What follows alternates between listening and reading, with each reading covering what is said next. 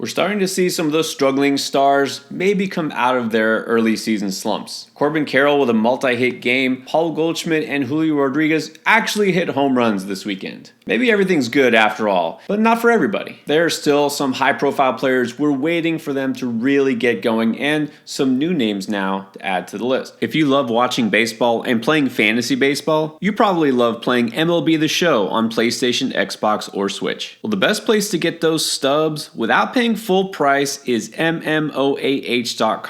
On top of their already discounted price, you get an extra 5% off by using code ENDGAME. You can build your perfect Diamond Dynasty even faster by clicking the link in the description below and using our promo code. Let's start with the number one prospect in all of baseball heading into this season, and that's 20-year-old Jackson Chourio for the Milwaukee Brewers. Now, the other Jackson top prospect, meaning Jackson Holliday of the Orioles, had a different experience than this one because he didn't start the season on the opening day roster in Baltimore, but as soon as he got called up, it was clear he was overmatched and immediately got sent down after doing a little bit of damage to fantasy teams. Well, Jackson Chourio did start out on the opening day roster, has been playing every day until recently. He actually had a 4-game stretch where he wasn't even starting because he needed a break. Instead of sending him down, the Brewers thought maybe this will recharge him, get him going a little bit. It hasn't yet, but it's getting to the point where we're going to have to wonder, is he next to get sent down? After another hitless effort, his batting average is down to .214, and all his expected stats show that he's not getting unlucky, he's not hitting the ball real hard, it's just he's not performing well, and that plate discipline isn't very good either. It's got a 29% strikeout rate, only 5.6% walk rate. Early on, you could say, well, he was getting used some steals. He's got 6 on the year, and he does have 4 home runs, but still, he's not really cutting it. The batting average is now hurting you. And here's the other thing. Even though he is technically back in the lineup for now, he's been dropped. He actually was promoted to the leadoff spot and was there for a while, but now the Brewers have to do what's best for the team, which means he's been sent down to the 9th spot. That is clearly going to affect his counting stats, even if he does start getting base hits. And it's not like we can look for, maybe just a platoon player here playing against lefties. He's actually somehow been worse against left-handed pitchers than right-handed pitchers, only 3 hits and 19 at-bats against lefties. So the next move, basically, is AAA for him. Look, you know what I'm going to say here. Not every prospect who we think or want to be ready for the bigs is actually going to produce, and we've seen it now with basically the 3 best hitting prospects in all of baseball: Jackson Holliday, Wyatt Langford, who before he hit the IL really wasn't doing too much, and now Jackson Chourio. They already gave him that big contract before his season even started.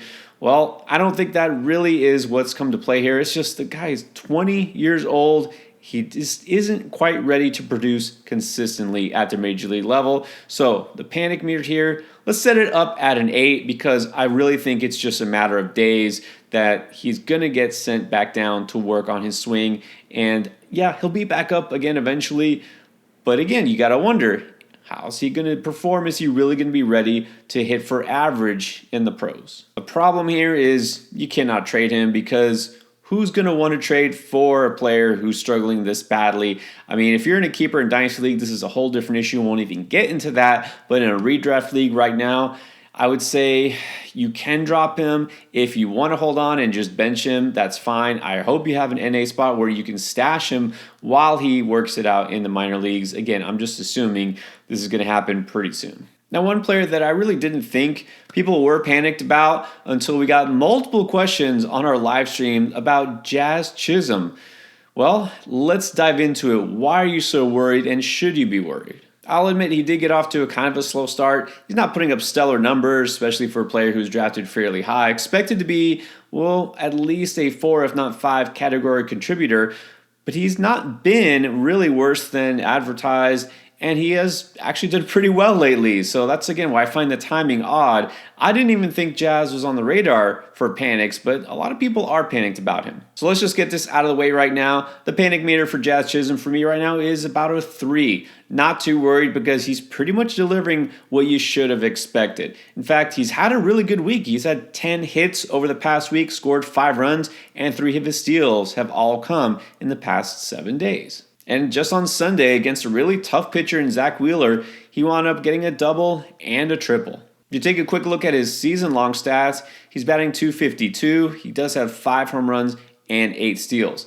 So overall, that doesn't look like really a fantasy stud, but honestly, that's what you should have expected for Jazz. He's going to hit about .250, .260. This is what he's done the last 2 years. Now, I know that we don't really have full season data for Jazz Chisholm because the really big red flag for him was health. He's constantly had injuries. He hasn't finished even close to a full season. But so far, he's actually been healthy, and that's a big plus. And I'll tell you what else is he has improved his plate discipline. Right now, he's got a career best 15.8 K minus BB percentage. His strikeout rate is lower than it's been, and his walk rate is actually above league average. These are all encouraging, but he's still not someone who's going to hit 300. He never has been, and he never will be. So if you thought that that's what you were getting with him, then maybe your expectations were a little off. Last year, he hit .250. The year before that, .254. So he's falling right in line with where he should be for batting average. What he's giving you is power and speed. Hey, right now, based on how far we are into the season, with 8 steals, he's going to get you, assuming he stays healthy, over 30 swipes. That's pretty good, and get you in the 20s as far as home runs. Again, this is what you should realistically have expected. You got a guy who's going to go 20, 30 for you. That's not too bad. And I know this Marlins offense overall is pretty sluggish. I don't know that that's going to turn around, but they can get better. They started out pretty much as bad as possible. They got some pieces back with Jake Berger off the IL. So, in terms of runs and RBIs, he's not going to be up to par with some of those other fantasy studs. But again, this is why he wasn't a first-round pick. You should have taken him at a point where you knew that what he could get you was realistic, something like maybe 80 in terms of runs and 75-ish RBIs. I can't imagine why anybody would be too worried about Jazz, but if you are, let me just say he's delivering as promised, and going forward, I do think he'll be a little bit better. And then it's basically a weekly occurrence where we're panicked about Gleyber Torres, so let's revisit him. What's going on with Gleyber these days? Not too much. Although he did launch a 3-run home run on Sunday, so that's promising. But does that really make up for a month and a half of really terrible stats? He's batting .207 on the season, and that home run was just his second. Barely got to 10 RBIs on the season. He's really hurting you if you've been having him in there at second base all season long. So will it turn around? Well, that's the question, and I don't know that I really have a great answer because he isn't doing anything that shows that he can or should be doing better so far. But he really should be doing better. This is a guy who's 27 in his prime in what should be a good lineup. I will say this, the Yankees are starting to pick it up offensively this past week or so. They are a top 10 offense. Aaron Judge hasn't really come alive yet. Got a lot of players there are slightly underperforming. You know what? Maybe this is a team that will just kind of figure it out all at once and go through a hot streak. I do think it's possible. Gleyber is one of those guys who should be pretty safe. I mentioned this in passing on the latest live stream, but as far as projections go, I look at ATC projections, which are available on Fangraphs. That's the most reliable. And as far as that goes, Gleyber Torres was supposed to be one of the most reliable in terms of fantasy consistency across statistical categories. Again, assuming you're 5x5 roto, his intra SD is the 6th lowest among all hitters, which means he should be able to give you what you want, but also consistency across all categories. He's not just going to help you in steals, not just going to help you with home runs. He should help you by giving you a little bit of everything. He does not stand out in any one category, but he helps you a little bit in all of them. And that's a nice thing to have in a roto league. Let's take a quick look at his preseason projections per ATC. Supposed to bat .268. Give you 24 home runs, 76 RBIs, 83 runs scored, and 13 steals. Again, none of those individual numbers are going to wow you, but if you can get all that together from your starting second baseman and a guy you didn't have to pull the trigger on too early in drafts, that's a pretty nice commodity, and especially this is a player who has stayed relatively healthy. Again, in a good lineup, you don't have to worry about the Yankees being a terrible team out of nowhere. And it just hasn't happened for him yet. Now, the power is the main thing that has been missing from him, obviously. So if he starts to pick it up, I think you'll be satisfied in the end. Maybe he'll miss these projections by a little bit, but ultimately, I'm not too worried. I'll set the panic meter right now at about a 5. Yes, I'm worried that it's taking this long.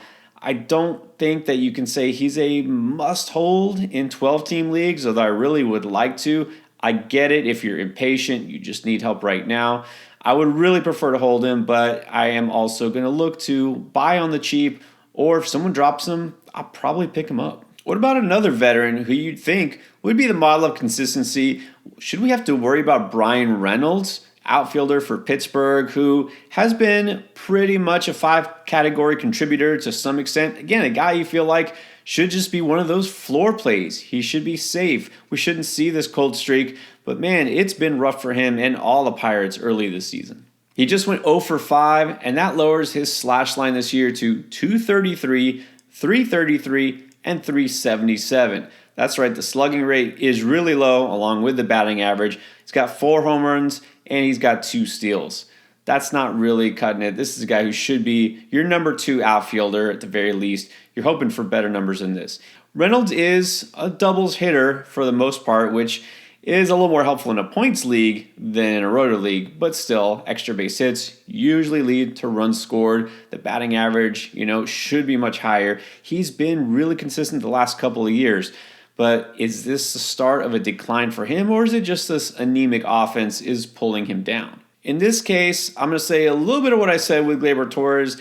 I'm not too worried. As long as you know what you are going to expect from him, he should be pretty consistent. He's not going to really ever stand out in one category, but yeah, he should get better. The Pirates offense, well, I don't know how much better it can get because, man, it's been pretty bad. Right now, they're the 3rd worst in terms of runs scored in the majors, 4th worst in terms of team average. They do have more talent than they have ever had in that team, but a lot of inexperience there, a lot of inconsistency, and a lot of moving parts. I mean, you've got a couple of infield positions there that every day it seems like they're trying somebody new. And it's hard for an offense to get in a groove when they really don't know who is the starting second baseman. For Reynolds, I'll set the panic meter at a 6 because I'm worried that he's not going to give you quite what he's given you the last couple of years. But at the same time, I also want you to be aware that he's really not a fantasy stud because, man, the steals did go up last year just like it went up for everybody in the majors. Well, that number has gone down for everybody in the majors this year. I don't think he's getting you double-digit steals. So we're not looking at a 5-category contributor. And then as far as home runs, well, maybe 20-ish. I mean, you look at his numbers, 24, 22, it's about right. It's fine, but could we get that from somebody else elsewhere? We could. I do always feel like Reynolds is a little overdrafted, a little overvalued in the preseason just because he's the best player on a bad team. Look, I'm not going to say he won't get better because he will. I just don't know how much better. I got a couple of young pitchers to discuss, starting to make us nervous, especially Tanner Bibby in Cleveland. I mean, his numbers on the season are getting really scary. 4.91 ERA and a 1.36 whip. Those ratios have taken a big jump lately, consecutive bad starts, and 3 times in the last 8 starts, he hasn't even gone 5 innings. This last week specifically gave up 10 runs over 9 innings combined. And it's hard to say that there's light at the end of the tunnel right now because his next 2 matchups, he's in a road contest with the Rangers, and then he gets the hottest team in the majors still, the Minnesota Twins. Now, if you want to break down the mechanics and exactly what is the issue with Bibby, it's very easy. You can look right there and say, it's the fastball. Look, his off-speed run value is in the 97th percentile. His breaking stuff is playing up pretty well. His fastball right now has a run value of negative 11, pretty much the worst fastball out of any qualified pitcher. Opposing hitters are batting .429 against his fastball, which is a problem when that's the pitch that he throws the most, 44% of the time. His velocity isn't down from last year. You know what? His whiff rate actually isn't down on the fastball either. He's just throwing it way too much over the zone. It's become a lot more hittable. We've seen a recent trend of pitchers trying to get some more vertical movement upward in the zone on the four-seamer, and that means throwing that fastball up to keep hitters off balance.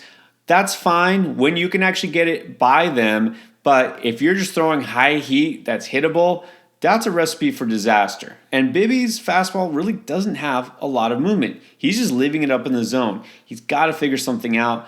Will he, or should I say will the Cleveland pitching staff, the analytics guys? I don't know. I mean, it took me one look at his StatCast page to figure this out. What the problem is, finding a solution, maybe not quite as easy. But look, he's got to mix something up here. I think he'll get better, but at the same time, I don't see anything right now that is showing me a lot of encouragement. I talked about a guy like Reed Detmers a couple of weeks ago. It's the same issue. He's just leaving that fastball over the zone repeatedly. I can't say that Bibby is ready to do that right now either. So, gonna set the panic meter for him at about 7.5. I'm not cutting him just yet. I'm gonna hold on, but I think I'm benching him until he gets right. That leads me to another young pitcher, Nick Lodolo in Cincinnati. Someone who started out on fire, and now back-to-back starts, maybe a little bit worried our team's catching up to his heat. Just after he had a dominant start, 7 innings against the Padres with 11 strikeouts, only 1 earned run given up, and then going forward, 2 bad starts back-to-back. In fact, his most recent outing gave up 4 runs just in the first inning. He managed to salvage it to some extent because he did last 6 innings, but still, you got to be worried that Lodolo has been hit hard for 2 straight starts. Now, the good news is he's still striking batters out. He at least managed 6 Ks in each of those 2 starts, but the ERA is now starting to climb. Is this just some natural aggression, or is there something going on here? You might remember Lodolo didn't start the season in the rotation because still had some problems with that left leg and was not ready. But as soon as he came off the IL, he looked great. Now, we haven't heard that there is anything physical here as far as the leg bothering him, so I'm going to rule that out. Don't think there's anything that's hampering him in terms of injury. But as far as location goes, yeah, that's the issue. Lodolo is just this type of pitcher. He has ups and downs that are just a lot more pronounced than a lot of pitchers. So I'll say I'm putting the panic meter at a 5 for him because I actually just expect this kind of thing with him. He's one of those young pitchers that is very volatile. I basically expect the unexpected. Any given start, I don't know if he's going to dominate or disappoint. And it's really frustrating, especially if you're in a daily league where you have to decide, do I put him in there or do I not? In the end, it does kind of even out. I mean, his stats on the season so far are still really good. I do think the ratio is going to climb a little bit, but hey, as long as he's punching guys out, I think you just roll with him and just know this is what he is. If you're still looking for help on the waiver wire, got you covered every single week. Check out the latest waiver wire pickups for fantasy baseball.